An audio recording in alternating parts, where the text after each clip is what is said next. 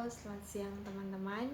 Perkenalkan, nama saya Virginia Sambeka dari Universitas Negeri Manado, jurusan Pendidikan Ekonomi, Fakultas Ekonomi dan Bisnis. Saya mengambil konsentrasi bisnis. Di sini saya akan membahas materi mengenai alat pembayaran. Nah, tugas ini saya buat untuk memenuhi nilai dari mata kuliah strategi pembelajaran. Kita masuk pada materinya, yaitu alat pembayaran. Di sini alat pembayaran itu ada terbagi atas dua, alat pembayaran tunai dan alat pembayaran non tunai. Yang kita ketahui bersama, alat pembayaran tunai itu lebih dominan kepada uang, sedangkan alat pembayaran non tunai itu seperti kartu kredit, dompet digital serta kartu kredit. Nah, teman-teman, di sini ada sejarah mengenai uang yang ada pada alat pembayaran tunai seperti uang atau cash. Sejarah pada uang yaitu masyarakat menghasilkan barang sendiri, kemudian kebutuhan semakin beraneka ragam. Dari kebutuhan semakin beraneka ragam, maka memerlukan alat untuk saling tukar barang. Nah, di sini pada ekonomi tradisional, uang ini merupakan alat tukar yang dapat diterima secara umum. Nah, ketika orang mau pergi berbelanja, di situ tentunya ada beberapa macam jenis pembayaran.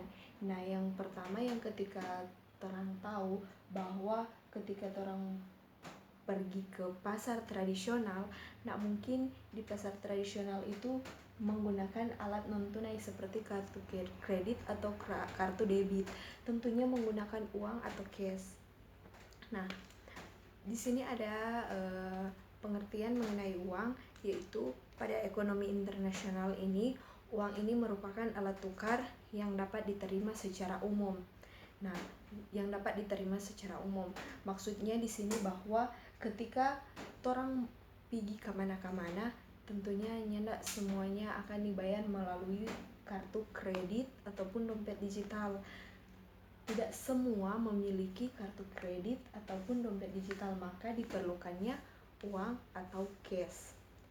Nah, sedangkan pengertian pada ekonomi modern yang merupakan uang ini merupakan sesuatu yang tersedia dan secara umum diterima sebagai alat pembayaran bagi barang-barang. Nah, seperti yang sudah dijelaskan tadi. Dari dua definisi tersebut, maka menghasilkan ada beberapa fungsi dari uang. Nah, beberapa fungsi dari uang itu terbagi atas 4. Nah, yang pertama itu fungsi uang itu yang pertama sebagai alat tukar. Ketika kita membeli suatu barang, tentunya kita akan menukar dengan uang. Barter. Nah, yang kedua sebagai satuan hitung dan standar nilai.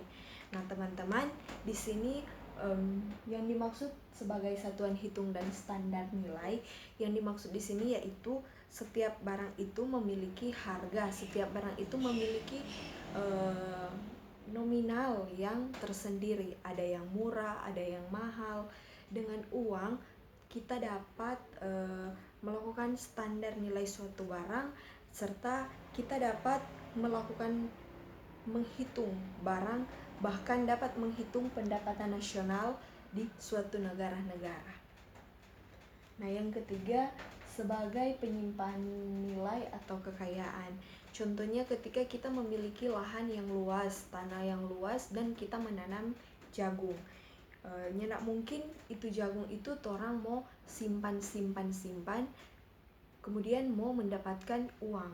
Nah, disinilah kita kalau orang simpang terus itu jagung, tentunya merusak, nyenak mau menghasilkan uang.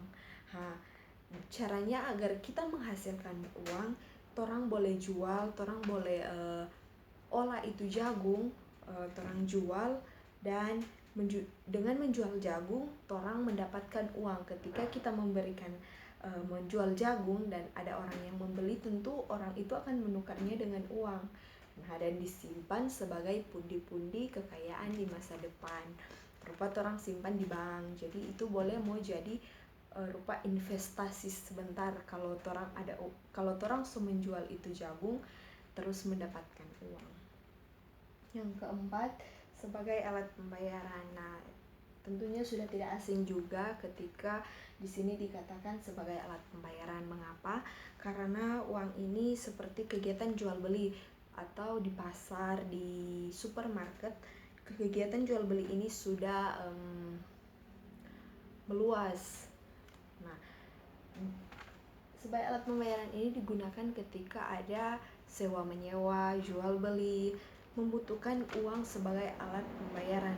Seperti juga jasa, ketika orang itu sudah bekerja memberikan jasanya, tentu kita akan membayarnya dengan uang. Kemudian di sini ada jenis-jenis uang. Di sini jenis uang ada uang barang atau komoditas, uang kartal, dan uang giral. Nah, perbedaan dari jenis uang kartal dan uang giral yaitu uang kartal ini yang kita ketahui bersama seperti uang kertas dan uang logam. Nah, uang kartal ini uang yang kita gunakan sehari-hari untuk menukar barang dengan uang. Kemudian uang giral itu seperti cek, giro, dan lain sebagainya. Di sini juga ada syarat-syarat uang. Syarat-syarat uang ini memiliki nilai tertentu yang tidak mudah berubah, tidak mudah rusak, dan mudah dibawa, serta pembagian atas uang tidak merusak nilainya.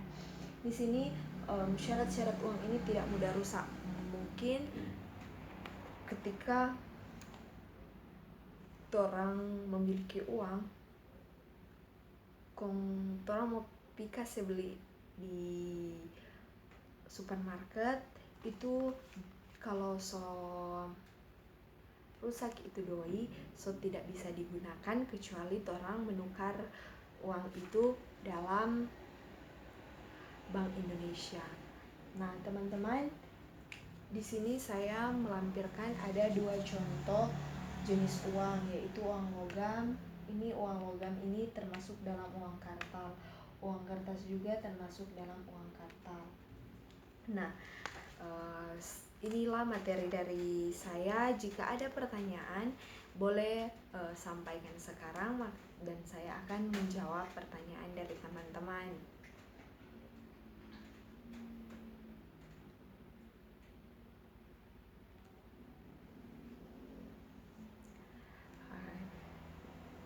Jadi orang ini harus pintar-pintar menggunakan keuangan. Nah, saya akan menjelaskan sedikit juga sambil menunggu pertanyaan dari teman-teman. Di sini saya akan menjelaskan sedikit tentang alat pembayaran non tunai.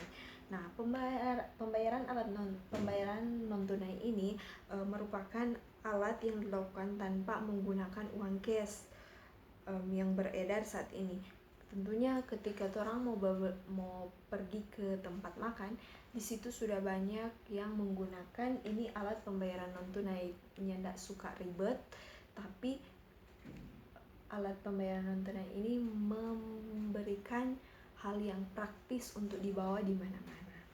Nah, jika sudah tidak ada pertanyaan, orang akhiri materi ini. Dan materi minggu depan nanti akan saya bagikan dalam Google Classroom.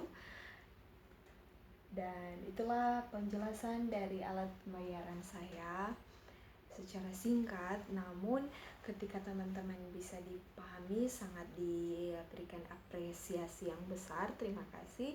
Dan itulah materinya, diucapkan terima kasih. Sampai bertemu pada pertemuan selanjutnya. Bye-bye.